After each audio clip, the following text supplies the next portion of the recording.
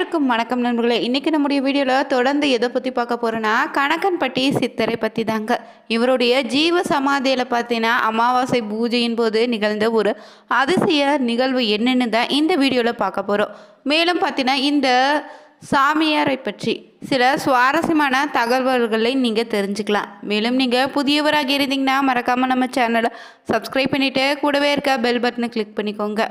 நீங்கள் தனிப்பட்ட முறையிலும் உங்கள் ஜாதகத்தை பார்ப்பதாக இருந்தீங்கன்னா ஜாதகத்தில் தெளிவான பதிவையும் பரிகாரத்தையும் பெற்றுக்கொள்ள நீங்கள் வீடியோவில் டிஸ்கிரிப்ஷனில் கொடுத்துருக்க நம்பருக்கு மறக்காமல் கால் பண்ணி தெரிஞ்சுக்கோங்க. வாங்க நண்பர்களே, வீடியோக்குள்ளே போகலாம்.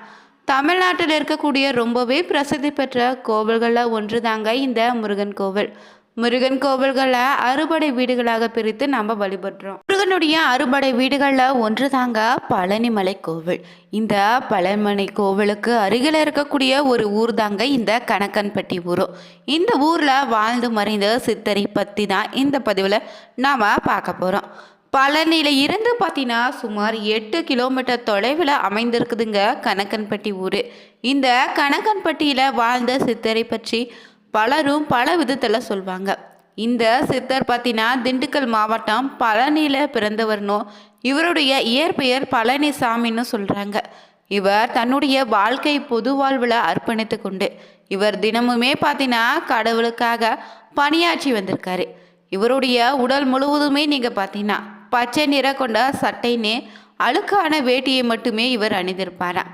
அது மட்டும் இல்லைங்க, இவர் ஒரு பெரிய மூட்டையை வைத்து கொண்டே தான் எங்குமே சுற்றி திரிந்திருக்காரு. அதனால் எங்கு சென்றாலும் தூக்கி கொண்டே செல்வாருங்க.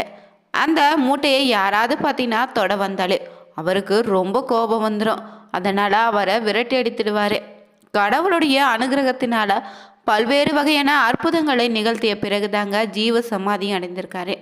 பழனியில் இருந்து சுமார் 2 கிலோமீட்டர் இல்லை 8 கிலோமீட்டர் தொலைவில் அமைந்திருக்குதுங்க இந்த ஊர். கடல் மட்டத்திலிருந்து பார்த்தீங்கன்னா 503 கிலோமீட்டர் உயரத்தில் இந்த இடம் அமைந்திருக்கு. திண்டுக்கல் மாவட்டம் பழனி தாலுகாவுக்கு உட்பட்ட கணக்கன்பட்டி கிராமத்தில் பார்த்தீங்கன்னா அழகு மூட்டை சித்தர் ஜீவ சமாதி அமைந்திருக்குதுங்க. இங்கு அவருடைய பக்தர்கள் தினமுமே பார்த்தீங்கன்னா வந்து ஆலயமாக நினைத்து வழிபட்டு செல்கிறாங்க. மேலும் இவரை தரிசிக்க தினமுமே இங்கு பார்த்தீங்கன்னா ஆயிரக்கணக்கான மக்கள் வந்து செல்லக்கூடிய வழக்கமாகவும் அமைந்திருக்கு. இங்கு பார்த்தீங்கன்னா காலை 6 மணி முதல் மதியம் 1 மணி வரையும், மாலை 4 மணி முதல் இரவு 8 மணி வரைன்னு, காலை 7 மணிக்கு சிறப்பு மண்டல பூஜையை நடத்துவாங்க. அதே போல் இந்த அமாவாசை நாட்களும் சிறப்பு பூஜைகளும் நடத்தப்படுதுங்க. இந்த நாளில் பார்த்திங்கன்னா ஆயிரக்கணக்கான மக்கள் வந்து ஜீவ சமாதியில் கணக்கன்பட்டி சித்தரை தரிசித்து செல்வாங்க. அப்படி தரிசித்து செல்வங்களுடைய வாழ்க்கையில் பல வித மாற்றங்கள் ஏற்பட்டதாகவும் பலருடைய கருத்தாகவும் இருக்குதுங்க. இவருடைய புகைப்படத்தை பார்த்திங்கன்னா தற்போது பலருமே தொழில் செய்யக்கூடிய இடத்துல வைத்து வழிபடுறாங்க. அதனால் தொழிலில் நல்ல லாபம் பெறுவதாகவும் சொல்கிறாங்க. மேலும் இந்த சித்தரை பற்றி தெளிவாக நம்ம தெரிஞ்சுக்கலாங்க. வாங்க நண்பர்களே. கணக்கன்பட்டி சித்தர் எந்த நேரமுமே பார்த்தீங்கன்னா பரட்டை தலையுடனே அதற்கு மேலே ஒரு துண்டை வைத்து தலப்பா கட்டியே தாங்க இருப்பார். இவர் பழனியில் இருக்கும் அனைத்து கோவில்களும் சுற்றி வந்திருக்காரு. ஆரம்பத்தில் இவரை கண்ட ஊர் பொதுமக்கள் எல்லாருமே இவர் ஒரு பைத்தியன்னு கல்லால் அடித்து விரட்டி அடித்திருக்காங்க. இவர் அழுக்கு மூட்டையை கையால் வைத்து சுற்றி வருவதனால இவரை பார்த்தீங்கன்னா பழனி சுற்று வட்டார பொதுமக்கள் அனைவருமே இவரை மூட்டை சுவாமின்னு அழைத்து வந்திருக்காங்க. பழனியில் 2 பெரிய மலைகள் இருக்குதுல்ல, அதில் ஒன்று தாங்க பழனி முருகன் கோவில், இன்னொன்று இடும்பன் கோவில். இதில் பார்த்தீங்கன்னா இவர் வந்து அந்த இடும்பன் கோவிலில் தான் பல வருடங்களாக வாழ்ந்து வந்திருக்காரு. பிறகு தாங்க பழனி மலைக்கு அருகில் இருக்கக்கூடிய இந்த கணக்கன்பட்டின்ற ஊரில் சுற்றி வந்திருக்காரு. அப்போது ஒரு நாள் மரத்தடியில் அமர்ந்திருந்த போது அந்த வழியாக பார்த்தீங்கன்னா ஒரு கார் ஒன்று வழி மறைத்திருக்காரு. இந்த காரில் இருக்கக்கூடிய வெளிநாட்டிலிருந்து வந்த தம்பதிகள் தன்னுடைய மகனுக்கு வாய் பேச முடியாமல் இருந்ததால் அவங்க பழனிமலை முருகனை தரிசனம் செய்ய சென்று கொண்டிருந்தாங்களாம். அவங்களே கணக்கன்பட்டி சித்தர் தாங்க காரில் இருந்து இறங்க சொன்னிருக்காரு. பின்னர் அந்த தம்பதியர்களுக்கு என்ன செய்வதுன்னே தெரியாமல் இருந்திருக்காங்க. பிறகு பார்த்திங்கன்னா காரில் இருந்து இறங்கி வந்த பெண்மணியிடம் கணக்கன்பட்டி சித்தர் தாங்க எதிரில் இருக்கக்கூடிய கடையில் போய் ஒரு பிரியாணி வாங்கிட்டு வான்னு சொல்லியிருக்காரு. அந்த பெண்மணிக்கு வேறு வழி இல்லைங்க. ரோட்டிற்கு எதிரே இருக்கக்கூடிய கடையில் பிரியாணி வாங்கி கொண்டு வந்தா. பிறகு இதில் என்ன ஒரு ஆச்சரியம் என்னென்னா, அந்த பெண்மணியும் அவங்க குடும்பம் முழுவதுமே பார்த்திங்கன்னா சுத்த சைவ குடும்பத்தினராக இருந்திருக்காங்க. அதனால் அந்த பெண்மணிக்கு அந்த பிரியாணி சுவை பிடிக்காமல் மூக்கை பிடித்து கொண்டு பிரியாணி வாங்கி வந்தா. பிரியாணி வாங்கி வந்த பிறகு தாங்க கணக்கன்பட்டி சித்தரும் இந்த பிரியாணி போய் உன்னுடைய மகனுக்கு கொடுன்னு சொல்லிட்டாரு. இந்த பெண்மணி தடுமாற்றத்தோடு தாங்க வாங்கி வந்த சாப்பாட்டை பிரித்து பார்த்தா. அப்போது ஒரு ஆச்சரியம் நிகழ்ந்திருக்கு. அது என்னன்னா, அந்த பெண்மணி வாங்கி வந்தது பிரியாணி தான். ஆனால் அந்த பட்டணத்தில் இருந்து சாம்பார் சாதமாக மாறிடுச்சு. இதனை பார்த்து ஆச்சரியமடைந்த பெண்மணியுமே அவருடைய குடும்பத்தில் இருக்கக்கூடிய அனைவருமே பார்த்திங்கன்னா கணக்கன்பட்டி சித்தர் காலில் விழுந்து ஆசிர்வாதம் பெற்று சென்றிருக்காங்க. பழனியை நோக்கி சென்று கொண்டிருந்த போது அந்த குடும்பம் சென்று கொண்டிருந்த காரை நோக்கி பார்த்தீங்கன்னா எதிரிலே லாரி ஒன்று வேகமாக வந்திருக்கு. அதனை பார்த்தா அந்த சிறுவனுமே பார்த்தீங்கன்னா அம்மா வண்டி வருதுன்னு கத்த தொடங்கியிருக்கான். இதுவரை அந்த சிறுவன் வாய் பேசாமல் இருந்து அந்த பெண்மணி அந்த சிறுவன் வாய் பேசுவதை கண்டு ரொம்பவே மகிழ்ச்சி அடைந்திருக்காங்க.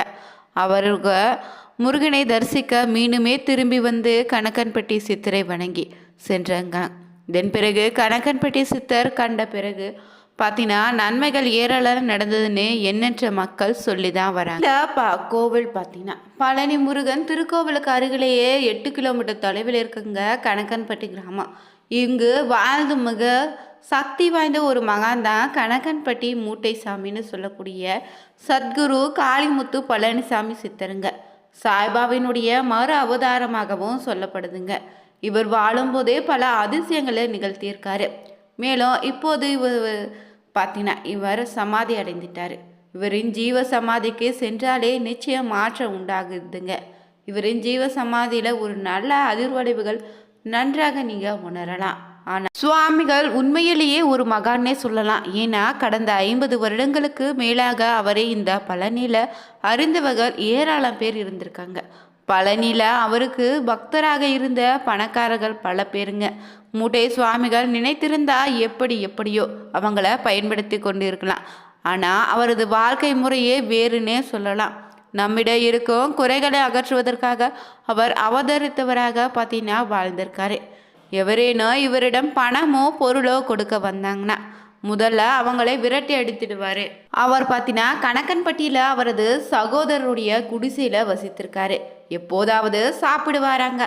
சகோதரர் வீட்டில் இருப்பவங்களே ஏதாவது ஒரு ஹோட்டலில் இருந்து உணவு வாங்கி வந்து தருவாங்களாம். ஆனால் இந்த 50 வருடங்களில் மூட்டை சுவாமிகளோட கார்களும் வேன்களும் வந்து பணத்தை கொட்ட முயன்ற கோடீஸ்வரர்கள் பல பேர் அப்படிப்பட்ட ஆசாமிகள் வந்தாலே எரிந்து விடுவது போல இவர் பார்ப்பாருங்க. அடுத்த கணம் அந்த ஆசாமிகள் கிளம்பியே போய் ஓடிடுவாங்க. இவருக்கு காசு பணம் உணவு உடைன்னு இடம் இப்படி எதுவுமே முக்கியம் இல்லைங்க. இவருடைய அவதார நோக்கமே வேறாக இருந்திருக்கு. அதனால் தான் இவர் பலரிடமும் இருந்து தனித்து தெரிந்திருக்காரு. மேலும் கணக்கன்பட்டி கிராமத்துக்கு தொடர்ச்சியாக இவர் தங்கி இருப்பது கடந்த சில வருடங்களாக தானம். அதற்கு முன்னால் பார்த்தீங்கன்னா அடர்ந்த மலையில் எங்காவது தங்கி இருந்திருக்காரு.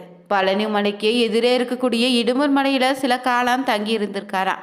பல நேரங்களில் இவர் இங்கு இருக்கிறார்னு பக்தர்கள் எவரேனும் கண்டுபிடிக்க முடியாதுங்க.